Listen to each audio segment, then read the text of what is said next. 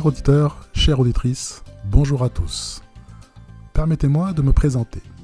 Je suis Alain Milouane, président fondateur de la société ALC, société spécialisée dans la rédaction de procès-verbaux de CSE depuis l'an 2017.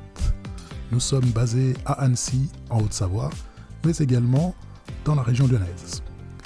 Ici, pas de théorie générale. Une question concrète posée par un élu, une réponse fondée sur les textes en vigueur, un cas réel pour l'illustrer. Ce format a une vocation pédagogique générale. Il ne constitue pas une consultation juridique et ne remplace pas l'avis d'un avocat sur votre situation. Je vous invite à plonger avec moi au cœur du premier épisode de notre série. Je vous souhaite à tous et à toutes une excellente écoute. Mardi 8 juillet, 14h. Stéphane, secrétaire du CSE d'une fonderie de 70 salariés en périphérie de Lyon, pousse la porte de l'atelier peinture. Le thermomètre mural affiche 39 degrés Celsius. 3 salariés sont assis contre le mur, une bouteille d'eau tiède à la main. Pas de ventilateur, pas de brumisateur, juste la promesse de la direction entendue la veille. Ça va se rafraîchir en fin de semaine. Stéphane connaît la musique. L'été dernier, un salarié de 58 ans a fait un malaise en pleine ligne. Pour la même raison, avec la même promesse en amont. Cette fois, il y a une carte que la direction ignore encore. Depuis le 1er juillet 2025, ce n'est plus une question de bonne volonté patronale. C'est écrit article par article avec des délais chiffrés. Stéphane obtient un rendez-vous en urgence avec la DRH, Madame Vasseur.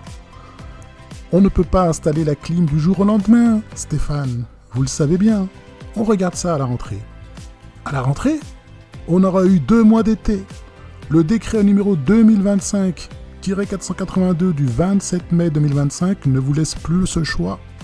Depuis le 1er juillet, dès qu'un épisode de chaleur intense survient ou est annoncé, au sens de l'arrêté du 27 mai 2025, dès la vigilance jaune de Météo France, vous devez évaluer ce risque dans le document unique et agir, ménager les horaires, limiter l'exposition aux heures les plus chaudes, mettre de l'eau fraîche à disposition, former les équipes au signe du coup de chaleur, prévoir un protocole de secours pour les postes isolés. Elle hausse un sourcil. Elle n'a manifestement jamais entendu parler de ce texte. Et si on attend la prochaine réunion du CSE pour en discuter? L'inspection du travail peut vous mettre en demeure de définir vos mesures. Délai minimal, 8 jours. Passé ce délai, elle peut dresser procès-verbal. Ignorer la canicule, Madame Vasseur, ce n'est plus un pari sans risque. C'est un pari avec date de péremption. Madame Vasseur tente de temporiser. Elle propose d'en reparler au prochain CSE qui doit se tenir dans 3 semaines. Toutefois, Stéphane fait le calcul à haute voix. 3 semaines à 39 degrés ? Cela veut dire 15 jours ouvrés de trop pour les 3 collègues que je viens de voir là, assis contre le mur, Madame Vasseur. Il pose sa deuxième carte. Le CSE jouit de 2 leviers, pas un. Le premier, classique, la consultation obligatoire sur les mesures de prévention, conformément à l'article L2312-9 du Code du travail.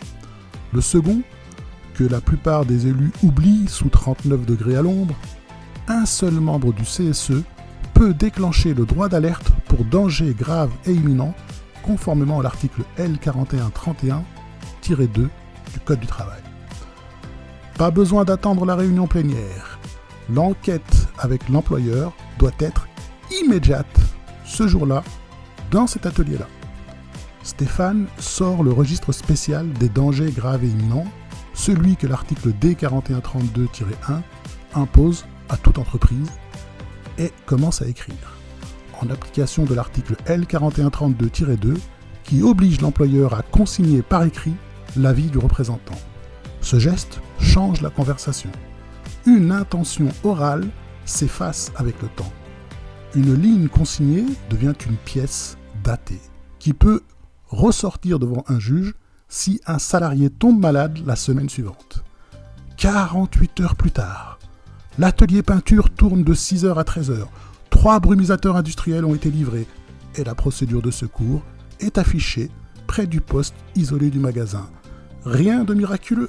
Un texte de loi, un registre et un secrétaire de CSE qui a refusé d'attendre la rentrée. La loi a changé le 1er juillet 2025.